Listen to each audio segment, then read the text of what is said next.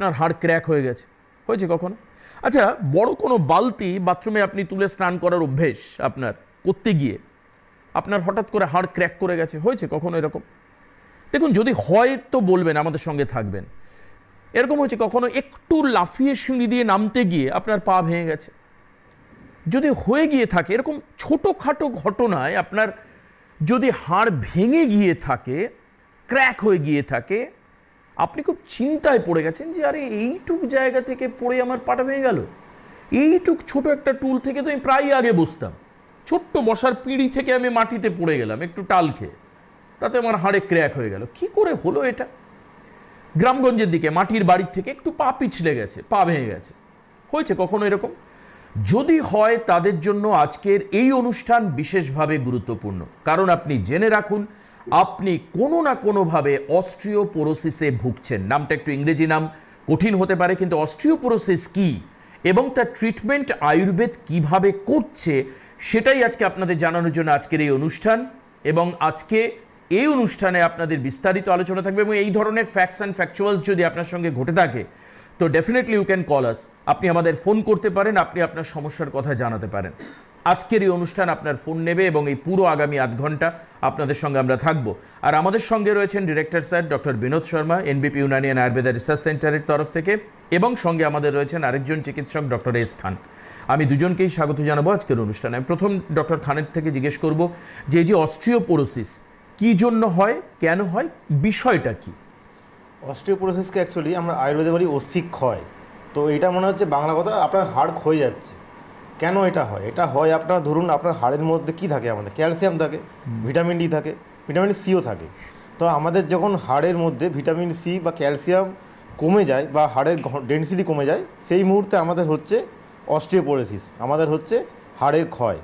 তো এই জিনিসগুলো আপনার ধরুন লাইফস্টাইলের উপর ডিপেন্ড করে, আপনার ডেলি লাইফ রেজিমেন্ট, আপনি যেভাবে খাওয়া দাওয়া করছেন, যেভাবে থাকছেন, যেভাবে হাঁটাচলা করছেন, সব কিছুর উপর ডিপেন্ড করে আপনার যদি হাড় ক্ষয়ে যায় কোনো কারণে, আপনি তো বুঝতে পারবেন না। আপনি দেখছেন আস্তে আস্তে আপনি হয়তো পিঠে ব্যথা হচ্ছে, আস্তে আস্তে আপনি কুঁজো হয়ে যাচ্ছেন, আস্তে আস্তে আপনার ব্যাক পেন হচ্ছে, আপনি ওই যে একটুতেই পড়ে গিয়ে আপনার পায়ে, মানে কিছু হতো না হয়তো, কিন্তু পড়ে গিয়ে আপনার পায়ে মোচড় লাগছে, হালকা হেয়ার পিন ফ্র্যাকচার হয়ে যাচ্ছে, এক্সরে কোল্ড। এই জিনিসগুলো হচ্ছে আপনার অস্টিওপোরোসিসের প্রাথমিক লক্ষণ, মানে আপনার অস্থি ক্ষয় পাচ্ছে। আচ্ছা, মানে বোন ডেনসিটি কমে গেছে আমার, এটাই আমি ভেবে নেবো কি? হ্যাঁ, বোন ডেনসিটি কমে যাচ্ছে। এটা কি কোনো বয়সে হয় নাকি? মানে যেরকম আমরা দেখেছি অস্টিও আর্থারাইটিস বা রিউম্যাটয়েডের ক্ষেত্রে কোনোটা হয়তো বংশগত বা কোনোটা একটু এজেড পিপলের হয়। অস্টিওপোরোসিস কোন এজে ডেফিনেটলি এফেক্টিভ হতে দেখা যায় ইন জেনারেল পার্সপেক্টিভে? অস্টিওপোরোসিস মূলত জেনারেলি 25-30 বছর পরেই হয়, তার আগে কারোর হাড়ে এতটা ক্ষয় হয় না, ক্যালসিয়াম ডেনসিটি সব ঠিকঠাক থাকে। আর 25-30 বছর হয়ে গেলে তার বাইরের যে খাওয়া দাওয়া, লাইফস্টাইল, রেজিমেন্ট সব কিছু পাল্টে যায়, সব কিছু চেঞ্জ হতে থাকে, একটা সিডেন্টারি লাইফস্টাইল চলে আসে। সেই জন্য সেই বয়সের পর থেকে এই জিনিসটা একটা বলতে গেলে কম বয়সেই হাড়ের আপনার ক্ষয় হতে থাকে আর কি। আচ্ছা, এবারে ট্রিটমেন্ট কিভাবে শুরু করা যায় বা লোক বুঝবে কি করে? আপনি এর মধ্যেই বলেছেন যে পেইন হয় বা ব্যাক পেইন বা বিভিন্ন অংশে পেন হতে শুরু করে, মানে pain is the first symptom of osteoporosis. এরপর মানুষ কি করবেন? হ্যাঁ, এরপর মানে আয়ুর্বেদের কাছে মানুষ সমস্ত প্যাথি ছেড়ে আসবেন কেন? হ্যাঁ, এরপর মানুষ যখন বুঝতে পারবে যে তার এই সমস্যাগুলো হচ্ছে, তখন সে একটা এক্সরে করলে তার সেখানেই আসবে যে তার অস্টিওপোরোসিস হয়েছে। তখন সে আয়ুর্বেদে যদি আসে, আয়ুর্বেদে আমরা তাকে প্রথমে কিছু বেসিক লাইফস্টাইল চেঞ্জ করতে বলবো। খাওয়া দাওয়া, ধরুন আপনি হাই সুগার ডায়েট করছেন বা high potassium, high calcium diet আপনি নিচ্ছেন, যেগুলো আপনার দরকার নেই, আপনার শরীরে আছে, কিন্তু আপনি যখন হাই রিচ খাবার খাবেন, হাই আপনি করবেন, তখন আপনার হাই সুগার ড্রিঙ্ক আপনি নেবেন, তখন আপনার এই জিনিসগুলো আপনার অ্যাভয়েড করতে বলবো। আপনাকে একটা এক্সারসাইজ মেনটেন করতে বলা হবে, সাথে কিছু মেডিকেশন অবশ্যই দেওয়া হবে। তারপরে যদি দরকার পড়ে তাকে আমরা বলবো যে আমাদের যে স্পেশাল পঞ্চকর্মা থেরাপি আছে সেটার উপর দিয়ে তাকে নিয়ে যেতে বলবো। সেটা করলে তার উইদিন একটা শর্ট টার্ম পিরিয়ডের মধ্যে তার কিন্তু অস্টিওপোরোসিস ঠিক হয়ে যাবে, তার বোন ডেনসিটি আস্তে আস্তে রিস্টোর হয়ে যাবে, মানে ফিরে আসবে। আচ্ছা, বেশ।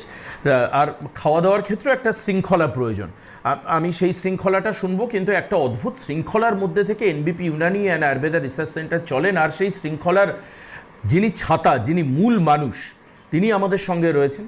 অ্যান্ড আমি অনেককে জিজ্ঞেস করেছি, তারা বলেছেন যে মানে তিনি একজন শুধুমাত্র ডক্টর নয়, তিনি একজন ইন্সপিরেশন আমাদের কাছে, ওনার আদর্শে এনবিপি চলে। ডক্টর শর্মা আমার সঙ্গে রয়েছেন। শর্মাকে চিকিৎসা বিষয়ে কথা বললে ডক্টর শর্মা সরাসরি বলবেন না যে এনবিপিতে আসুন, উনি বলবেন যে এরকম একটা আছে, এটা দিয়ে আপনি বাজার থেকে কিনে করে নিন, আপনি ঠিক হয়ে যাবেন, এটা আমি জানি। আমি একটা জায়গা আমার আজকে খুব মজা লাগলো, আমি গতদিন যেমন রিসার্চ সেন্টার সম্পর্কে জিজ্ঞেস করেছিলাম, ডক্টর শর্মার হাতে এনবিপি ইউনানির চাবিকাঠি রয়েছে। এখানে নিয়োগ করা থেকে শুরু করে রুগীদের দেখা, তার গাইডলাইন, চিকিৎসা, এমনকি বিরাট হসপিটাল রয়েছে, সে হসপিটাল চালানো সব দায়িত্বই ডক্টর শর্মার। আমার একটা আজকে প্রশ্ন, যেটা চিকিৎসা শাস্ত্র থেকে একটু বাইরে, আপনার এই যে এত বড় একটা লিস্ট, এই লিস্ট আমরা পুরো মাস ফলো করি এবং সারা মাস মানে বিভিন্ন জায়গায়, মানে মালদা, হলদিয়া, হেড়িয়া, মেচেদা, ক্যানিং, রায়গঞ্জ, বর্ধমান, আগরতলা, বাঁকুড়া, কোথায় চেম্বার নেই। এর পাশাপাশি ডক্টরের একটা লিস্ট। আপনি ডক্টরদের বেশিরভাগই আপনার এস নাম আপনি চুজ করেন কেন? ধরুন S Khan, S Bhaduri, S Ghoshal, doctor নিজে এস মানে শর্মা, ডক্টর শর্মা, সব এস কেন? দেখুন, এটা তো পুরোপুরি বলতে পারেন কি এটা পার্টিকুলার চয়েস কোনো ব্যাপার নেই, এটা তো লাকি ব্যাপার। আচ্ছা, তো যাই হোক না কেন, কিন্তু যারাই হোক, দেখুন আজকে এন দিয়ে স্টার্ট করুন বা বি দিয়ে স্টার্ট করুন বা এস দিয়ে স্টার্ট করুন, সবাই কিন্তু যথেষ্ট আচ্ছা। ওয়েল কোয়ালিফাইড অ্যান্ড ওয়েল, মানে আচ্ছা। কাজের সময় ওরা না কিন্তু করে না, এটা আমাকে খুব ভালো লাগে। বা এই